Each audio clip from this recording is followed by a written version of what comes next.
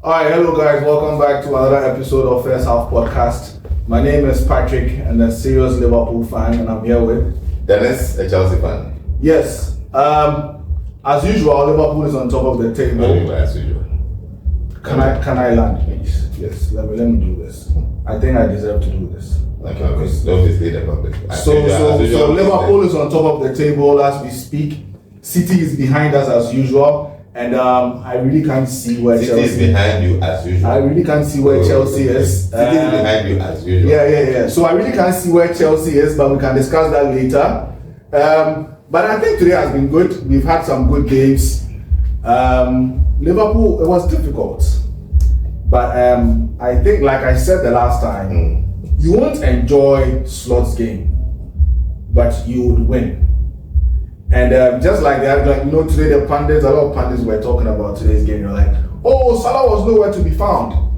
But at the end of the day, the important goal was scored. Just like the last game that we played, I think it was with the game we played last week. The team has escaped me. I think the Arsenal. Yeah. We couldn't find Salah in the game. But what happened? He scored the crucial goal. So today's games have been tough. I mean, City. I know what your impression is about the City's game, but maybe you can give me your take on that, because I was a bit surprised. I was taken aback, but I'm not happy how this Semenyo guy is always scoring. But we can speak about that another time, because he's a Ghanaian, and today all the African players showed up. So I think it was a good day. Yeah. I mean, it's one of those days for City. Yeah. And like we've all said, without Rodri, they seem to struggle. This is Rodri Matei. Exactly, because I think. Without Rodri, there's something that is weak in their armor. Whether is it through the attack or defense, they seem to be missing something. Today he went with 4-1-4-1. So you were expecting that they were looking at least really squeezing Bournemouth and then getting the goals that they needed.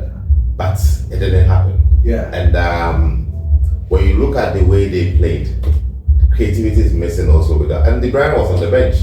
Pep in his pre-interview mentioned that Ibrahim will only be back after the international break. So to see him on the bench, I was surprised. And I was expecting when they were struggling for goals, they would have come in and played the warm up. So I was very exciting. So I don't understand why. But then if you watch the game carefully, I think we should give Bournemouth some props. But Bournemouth this season is not a joke. It's not easy to play with them. It's not a joke. All the big teams they've played, they've actually caused problems. I remember what they did to Chelsea. We just got a last minute goal through Nkunku. And it was even by luck, because they missed a penalty in the first half.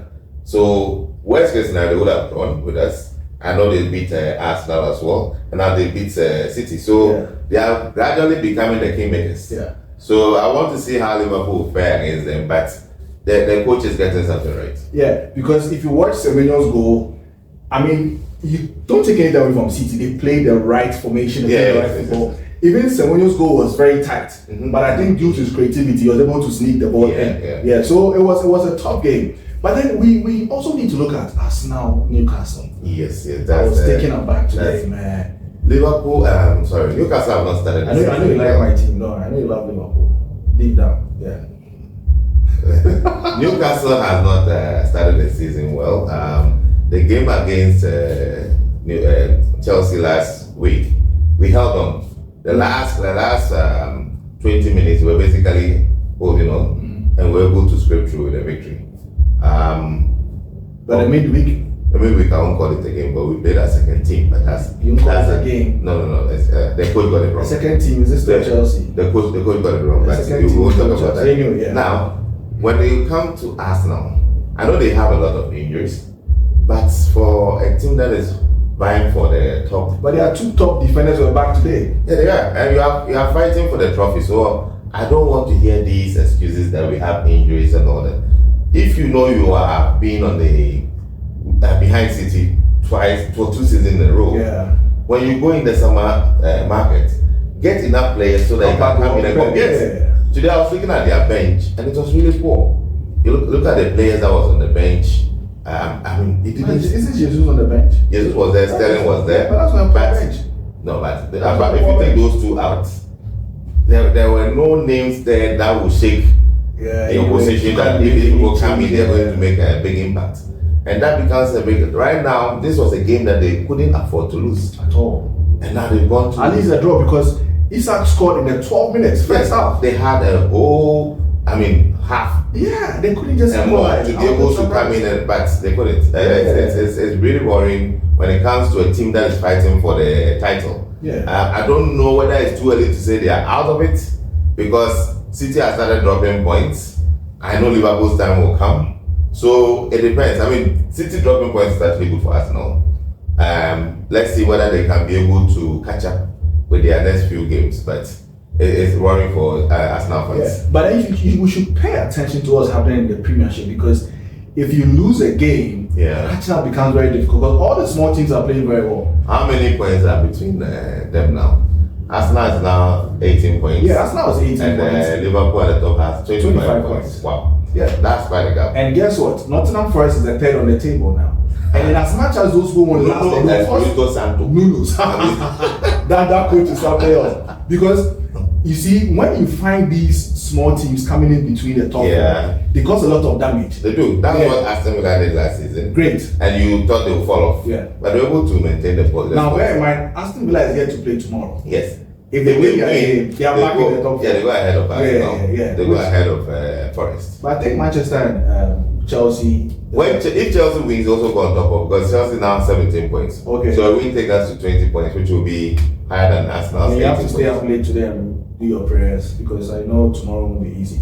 But then again, it's been a tough day, and I strongly believe that, and that's the thing. Anytime you want to win the EPL, it's not about the big teams. You have to beat what is put in front of you. You have to beat these teams that we supposedly call the small teams. The Bournemouth, the Nottingham Forest. What's happening to West Ham?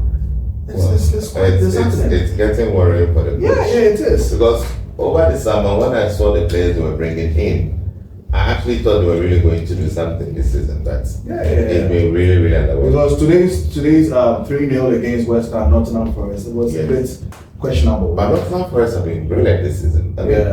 They won against you guys. I think the team that beat 1-0. Exactly. They drew against us. And so they're actually competing. They're doing well. So I'm not surprised. Something they are doing right. Nuno has experience in the league. Yeah. You know, he was in the league with Wolves. Yeah. And then he left and he went to Tottenham and then. So he has experience in it. So I think if he has the right team, because through Hudson-Odoi and Elanga, he has speed. You know, and he has experience in the midfield that he can be able to do the right. And he has this thing that he does when Nuno Fernandes is leading. It's very difficult. It's very difficult to score. Once they shut up shop, it's over. It's difficult because to go to Liverpool at home, score a goal, and close up shop. That's it. Liverpool did everything. We did everything. It couldn't go through. So I'm telling you, he's doing something right. And I think it was a wake-up call for our coach actually that game. It did good. I mean, it came early, so that was actually good. But if you look at your game against Brighton today, I feel Brighton will walk away thinking, how are we walking away with nothing? Because if they are taking their chances in the first half, they would have been. I think they should have won. It could have been like 3-0 in the first half. They played very well. But I mean, credit to Liverpool. You came back in the second half. I don't know what the coach said, but they were actually now competing for second balls and really creating chances, which they didn't do in the first half. I mean, you say, oh, that's what our coach, that's his style and it works, but when it starts not working, that's what I want to see how he can, because you can see that something is missing in Liverpool's attack. And you can't get away with it in this level. But then if you pay attention to what happened today, the first half was terrible. It was, yes. It was terrible. Now, that is the beauty about what I'm seeing in Slot's game. And I think when it comes to Liverpool, our second half we perform much better. But the second half was much better because I realized that in as much as the coach had his strategy out there, the first half the players were asleep. No, I think you're getting away with a lot. If you are playing with the team, because I can clearly remember at least 3 clear chances that Brighton missed. If they took those chances, whatever you had done in the second half. But you and I know that when it comes to football, we don't use if. No, but it was about ifs. All I will say is that for now, you can easily say, oh, it's working, so this is our strategy. I want to see when it's not working. Yeah, but then that's football. Yes. You see, until the point where a strategy of a coach, now that's what makes you a coach. Mm-hmm. Then you need to change the strategy. Yeah, but for now it's working. Right because now. Look, some of the balls that Liverpool gets, look, today I was frustrated because it was a club time, we'll be attacking. That's my point. Yeah. Because you see, he has inherited a team that's not shy of scoring. Mm-hmm. And if you want to be pragmatic, that's fine. But still, I don't think it should hinder the goal scoring. Mm-hmm. You get it? If he's trying to, because right now he's scraping away 2-1, 2-1, 1-0. If you get a team that takes their chances, if Chelsea are taking their chances, if Brighton are taking their chances, all ifs, but it's a long season. Yeah, it is a long season. The wind can turn. Yeah. And that is when, if you are not careful, you never recover. And that is where you would have to show the kind of coach you are. Yes. Yeah, because that's when you will test. Yeah, we are, but you know, okay, well, we're here to play Man City. Yeah. But I think we've played enough teams for us to be confident enough and say that the coach is not that bad. No, as much as it's a proven winner. Yeah. So that one, no one is saying it's bad. Yeah. But you know, with the EPL, what you will notice that whenever a new coach comes in, the other coaches takes time to understand what he's trying to do to be able to compete. Yeah. So that's like how Man City people are getting to know how they play now. So I would say we give it to the end of December to see where Liverpool are. Then we can now be able to say, okay, fine, he's actually now in and he's settled. Yeah, for me, I think by December we'll still be on top of the table. But I don't expect you to say anything. Yeah, okay. So I really want us to talk about this Arsenal Newcastle game. Okay. And the last time I was talking about the forwards of Arsenal, and you were telling me that for some strange reason the coach has confidence in Havertz. Yes. And I'm just wondering, is he someone you can actually rely on in the whole season to be, dipping in goals when you really need the goals? When Arteta spent over 60 million on Havertz, we were surprised as Chelsea fans. I'm sure the whole world of football was surprised because he had not pulled down any place in Chelsea. Yeah. For you to actually bank your hopes. Exactly. Then I thought maybe he had a plan for him, and I thought the plan was for him to be an attacking midfielder. But when I saw him playing as the main striker, even benching Jesus, it was a bit confusing. I was surprised. But fair to him, he's actually delivered some important goals. Yeah, well. And it's when they need him the most, like today, that you're expecting that at least he shows up, and unfortunately he hasn't. But let's see how that goes in the long run. Well, can we say that the absence of their captain? Well, he was a creator. That one you can't take that. Odegaard has been fantastic when it comes to creating, and since he's been out of the team, you can see they are struggling for goals. So they have been nicking it here and there. But when you come to face a team like Newcastle, that play with a lot of power and strength. Yeah. It's not about just the it's not about just delivering balls into the box because they are going to have players who can clear these balls.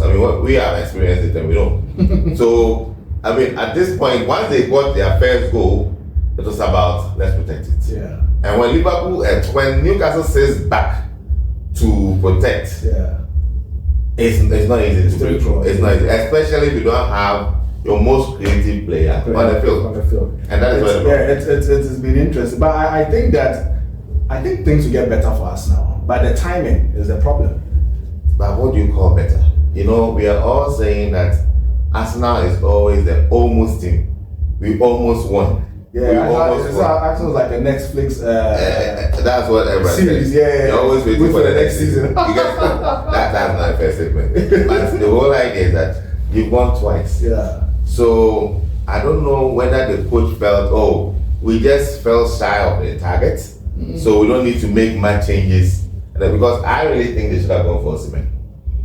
But why they never even tried? That issue. Yes, they could have because they can afford it. So I don't know why they didn't go for him because you needed a huge difference. Yes, you needed a proven goal scorer. Yeah. And I believe if they had gone for Osimhen, he would have pushed them over the line. A game like this, he would have shown up. Of course. Yeah. Of course. Yeah, but I don't know why the coach Because they didn't even try. No, it was. And that was surprising. So yeah, I mean, we have Arsenal fans, City fans, all of you online. Please come into the comments. Just give us your opinion. This is what we think. Yes. And City guys also tell us what they think. Yes. Liverpool guys, where are you? Show up. Newcastle, Arsenal fans. Let's see what you think. Subscribe to our channel as well. Don't forget, follow up with us for more content and around there. See you in the next episode, guys. But before we leave, just to tell you congratulations. Congrats, and also good luck tomorrow. Yeah. I hope it works for you. We don't need that. Yeah, I hope it works for you. All right, guys. Okay, bye. Bye.